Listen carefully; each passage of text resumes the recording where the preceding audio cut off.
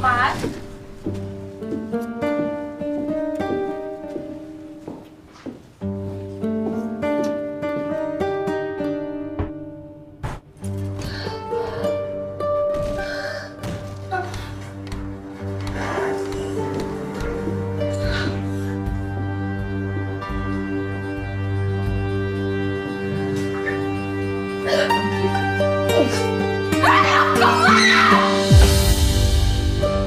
Naku, binabayaran ko yung tanod dun sa kanto. Ingat. Para tanaw-tanawin kung may taong aali-aliki dito sa bahay. Pero suggestion ko sa inyo, magsasara kayo ng unit sa umaga. Ilan po ba kaming tenants na nakatira dito? 8 lang kayo. May isang estudyante dun sa itaas. 2 lang kami dun. Hindi ko yung boyfriend ha. Bata pa yun. Paano kayo napunta dito? Malapit kasi dito yung trabaho ni Drake. Tsaka hindi din namin pwedeng iwan yung area na to. Drake, boyfriend mo? Salamat. Matthew Bravo.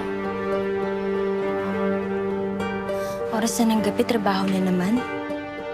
Attorney ka kasi ng attorney, kulang na lang kantutin mo yan.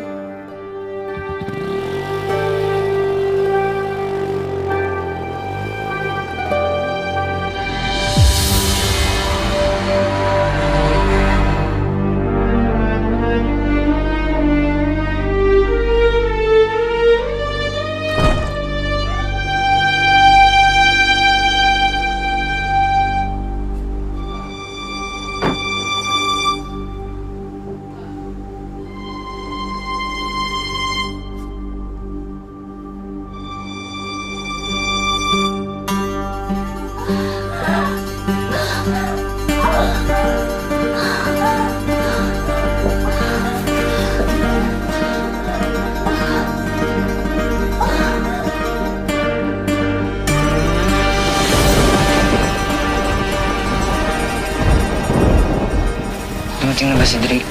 Wala nga eh. Tawag o text, wala man lang.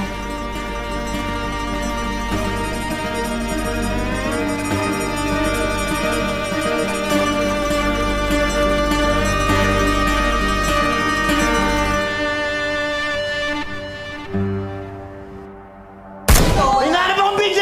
Ilabas niyo! Drake! Ano ba ginawa ng BJ na yan? Nung may pumasok sa bahay namin, kinalantado yung music eh! Nakakatakot na talaga pa nun ngayon, no?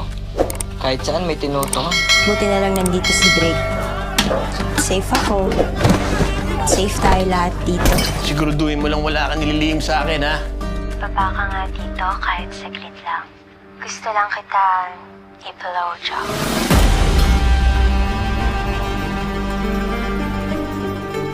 Ano ka ba? Baka mamaya may mga tao pa dito. Wala na.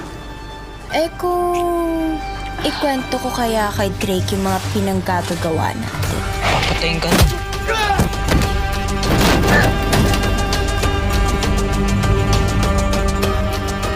Nung militar ako, kaya-kaya kong pumatay. Hindi ah. Hindi ako ganung klaseng lalaki. Hindi ko ba kung bakit lalaki? Hindi ka lalaki. Hindi ko ba yung mga ganyang kababuyan? Ramdam naming mga babaeng sukat na pumapasok sa kepes namin.